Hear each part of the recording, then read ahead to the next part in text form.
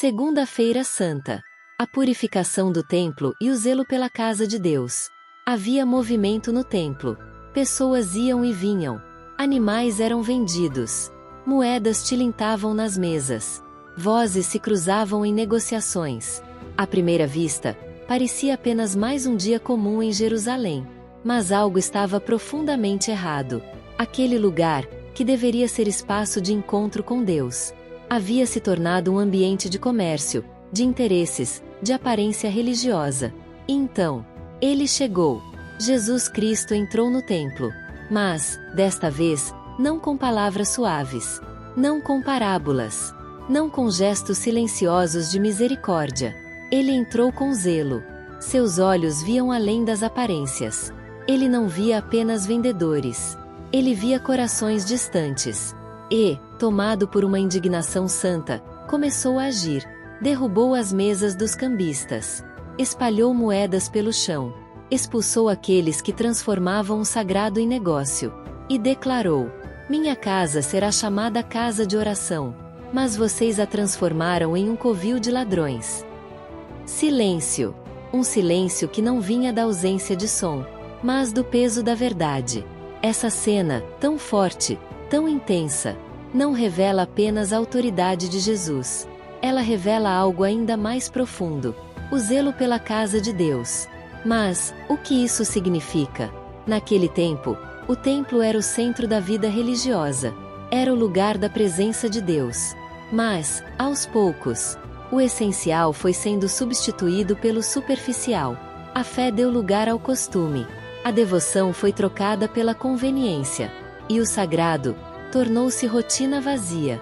As pessoas continuavam ali, cumprindo rituais, fazendo ofertas, mas seus corações estavam longe. E talvez essa não seja apenas uma realidade do passado.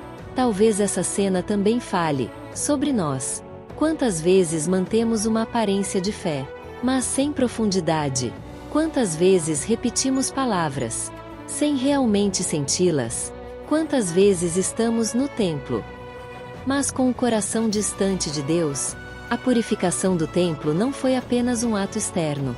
Foi um chamado à verdade, um chamado à coerência, um chamado à autenticidade da fé.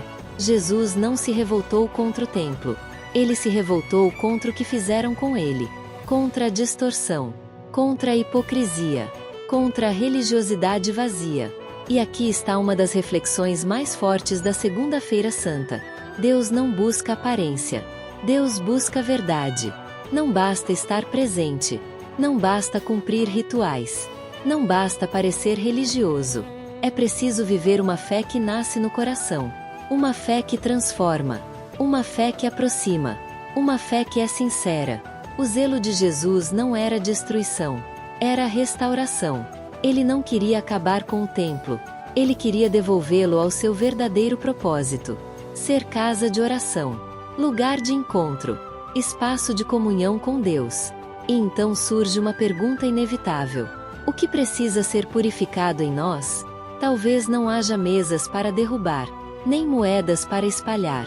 Mas pode haver distrações que ocupam o lugar de Deus. Hábitos que enfraquecem a fé. Atitudes que esvaziam o sentido do sagrado. A Segunda-feira Santa nos convida a olhar para dentro, a perceber que, assim como o templo, nosso coração também é lugar da presença de Deus, e que ele precisa estar limpo, verdadeiro, disponível, porque uma fé autêntica não é perfeita, mas é sincera, não é baseada em aparência, mas em entrega, não é construída para os outros verem, mas para Deus habitar. Jesus continua entrando em nossos templos. Continua olhando. Continua discernindo. Continua chamando à conversão. Mas não com condenação. E sim com amor e verdade. O gesto firme de Jesus naquele dia era, na verdade, um gesto de cuidado. Ele não aceita que o sagrado seja banalizado, porque sabe o valor que isso tem. E talvez, hoje, ele esteja fazendo o mesmo convite a você. Deixe-me purificar o seu coração. Deixe-me restaurar o que se perdeu. Deixe-me transformar sua fé em algo vivo. A Segunda-feira Santa não é apenas memória.